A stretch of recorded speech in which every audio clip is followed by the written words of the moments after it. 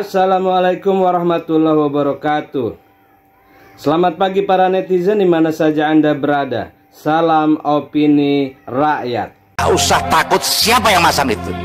Di belakang Bapak ribuan nelayan Indonesia siap membackup. Sudah ada yang patut diduga siapa yang memasang bambu itu.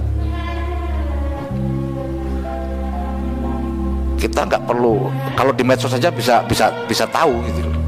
Masa tiba-tiba yang nyabut belum apa angkatan laut, Bapak pernyataan berikutnya salah kayak gitu kan, kita ngeri Pak. Masyarakat lihat ini gimana instrumen negara dua-duanya bisa berbeda. Ribuan bambu kayak gitu di sebelah situ mungkin ada Pol Airut, masa sih nggak tahu. Kalau ditanya, saya pengen tahu apakah pernah ada forum yang untuk mempertanyakan itu. Sekarang bahkan kalau di media kita bisa lihat yang namanya penerima SGHB itu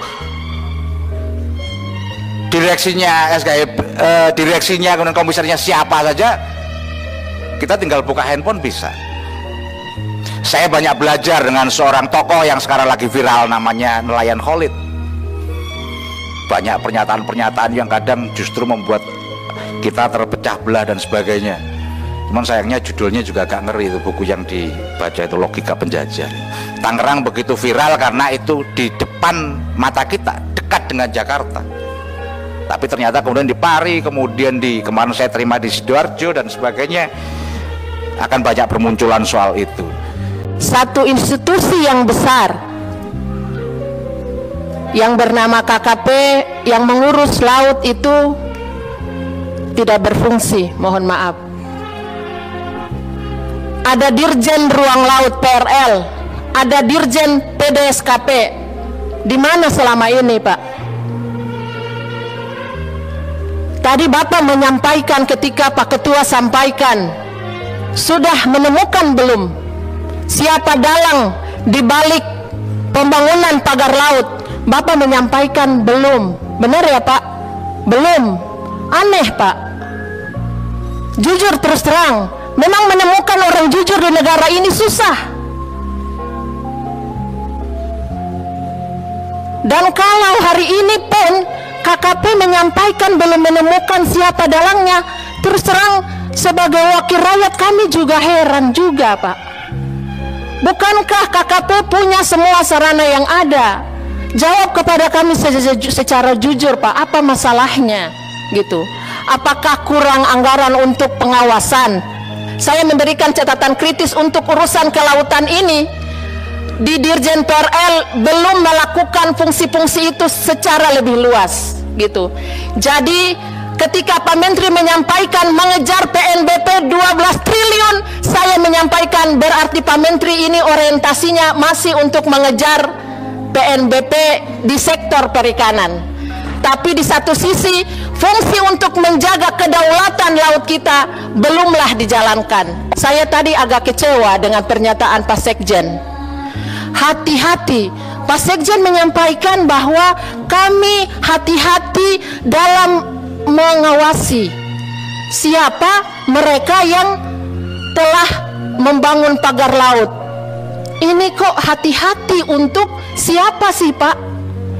Bukankah dalam temuan saya, Pak, saya pada saat reses kemarin ada keluhan pada nelayan kita, Ibu Ketua, itu nelayan untuk bangun satu keramba saja, keramba di laut ya, keramba, mau keramba tancap atau keramba apung, itu sudah dikejar-kejar harus bayar PNBP.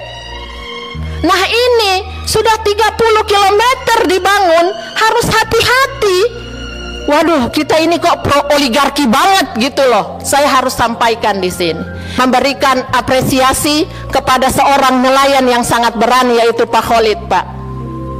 Dia sangat lantang dan menyampaikan bahwa berani sekali ya menyampaikan itu, dan kita harapkan nelayan-nelayan kita cerdas seperti itu, membantu KKP menjaga kedaulatan laut kita. Masa sih Pak Sakti Wahyu Trenggono yang katanya sakti tidak bisa memberantas ini?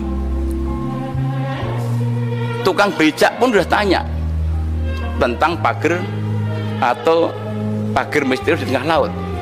Sopir saya setiap hari tanya, mosok Pak Menteri nggak tahu sih kemana aja Pak Dirjen ini yang punya fungsi pengawasan? Saya berpikir Bu Ketua, malah khawatir saya penambangan pasir ini juga bagian rekayasa nih, karena pematokan itu nanti ujung-ujungnya adalah akan ada penimbunan pasir. Jangan-jangan kebijakan pasir yang diusulkan nanti adalah rekayasa supaya banjir pasir, untuk menutup itu setelah itu dikeluarkan sertifikat dan lain sebagainya. Sedimen laut alasannya. Semua orang tahu tentang PIK itu siapa, bagaimana kekuatannya, dahsyatnya. Tapi saya minta Pak, tanamkan ayo jiwa merah putih kita. Jiwa merah kita di berada kita ini.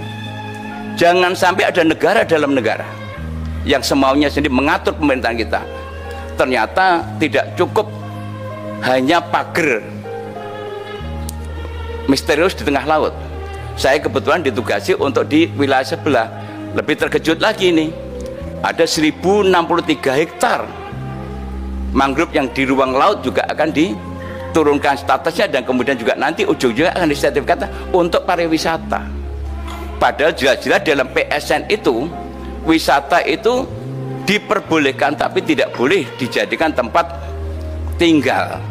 Ini nanti kita bahas dengan Menteri Perhutanan. Saya mohon maaf Pak, tidak nanti, sekarang pun saya lepas dulu Pak, ini rencana saya Pak,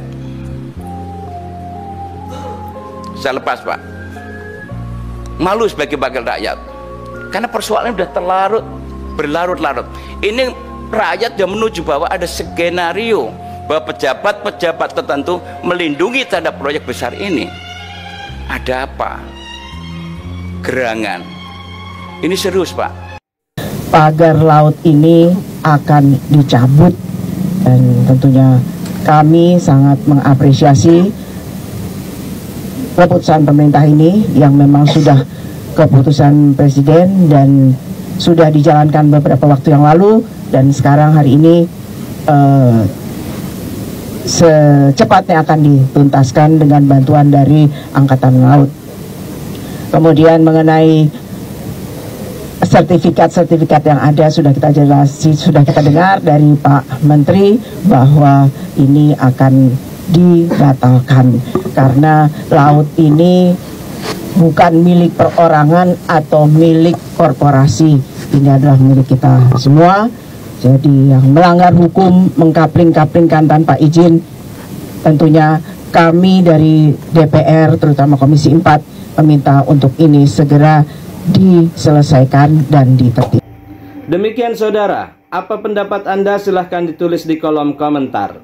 Terima kasih telah menyaksikan video ini sampai selesai. Salam hormat. Wassalamualaikum warahmatullahi wabarakatuh.